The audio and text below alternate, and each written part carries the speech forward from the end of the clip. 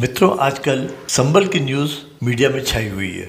इसके पहले ज्ञान व्यापी के बारे में था, कृष्ण जन्मभूमि के बारे में था और राम जन्मभूमि का तो मैटर चल ही रहा था। ये सब मुगलों द्वारा या उनके डिसेंडेंट्स द्वारा ये सब तोड़े गए हैं, क्योंकि जब वो यहाँ पर आए तो ये मंदिर एग्जिस्टिंग थे और जब उनको अपना यहाँ पर इस्टेब्लिशमेंट करना था तो मंदिर वर द बेस्ट साइट्स। इनको डिमोलिश करके they had to establish their god over it to show कि their God is stronger than our God.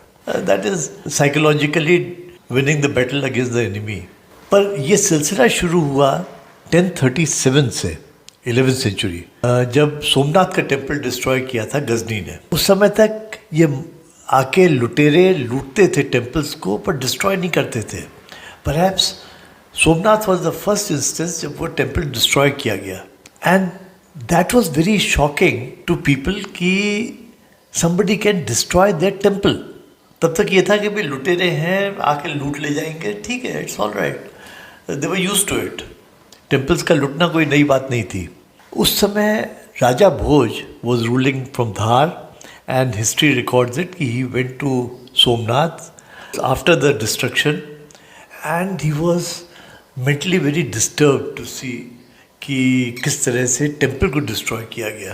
That made him think, because he was a thinker, an artist, a philosopher. He was a genius in his own right.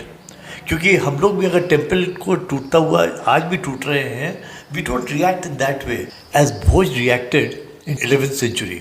Bhoj started thinking that our temples have to be redesigned to meet this new challenge, because उनको लगा कि एक दफ़े अगर ये टूटा है सोमनाथ तो ऐसे और भी टेम्पल्स टूट सकते हैं।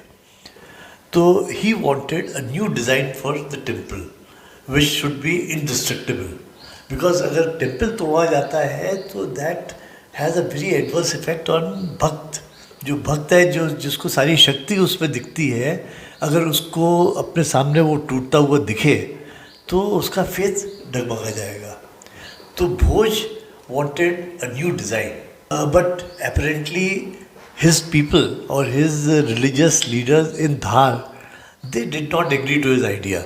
But Bhoj was a determined man. He wanted to experiment it, but of course he could not offend उसकी जनता की feelings को.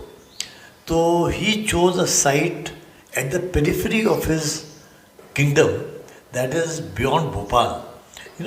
The present Bhojeshwar temple, which is 20 kilometers outside the bank of Betwa river. So this was the periphery of his kingdom.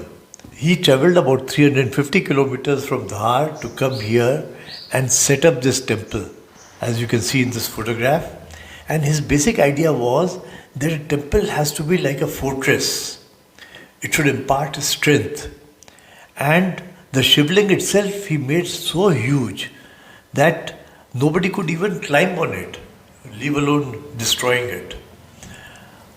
दूसरी चीज़ जो उसने design की इसमें, that was कि the outside walls of the temple, they were like a fortress, and सारी carvings he intended to do inside, so that they are protected. आपने gate बंद कर दिया, so at least they are protected. So he was a genius to think of all this at that time, and that is why he chose such a site जहाँ पर कि उस समय कोई आदमी आता जाता नहीं था। आज 1000 साल बाद भी वहाँ कोई आता जाता नहीं है, where he has designed this temple. So this was like his studio. I am writing a book on this aspect of Raja Bhoj. So I want to treat him as an artist, Raja Bhoj. And the title of my book that I am keeping is Raja Bhoj, the Picasso of Medieval India. Because this is very close to Cubism art, the temple that he has designed, and Picasso is known for Cubism art. So what Picasso tried 20th century, Bhoj did it in 10th century. So 1000 years before what Picasso tried, Bhoj did it. This I was trying to convey to you about how Raja Bhoj thought of this Islamic invasion at that time. और हम आज भी नहीं सोचते हैं। आज भी हमने राम मंदिर ऐसा बनाया है जिसको कि अगेन ये इस्लामिस्ट फोर्सेस अगर आएंगे तो डिस्ट्रॉय करने की कोशिश करेंगे। So we have not learn from history But Raja Bhoj, seeing the first destruction of temple, he could think कि भाई there's something wrong in our designs and we should change the design. So I want you to think about this कि हम लोग देखते हुए भी we don't react in such a way as Raja Bhoj did 1000 years back. आपका इस बारे में क्या विचार है ज़रूर बताएं मुझे. Thanks for listening. Good bye.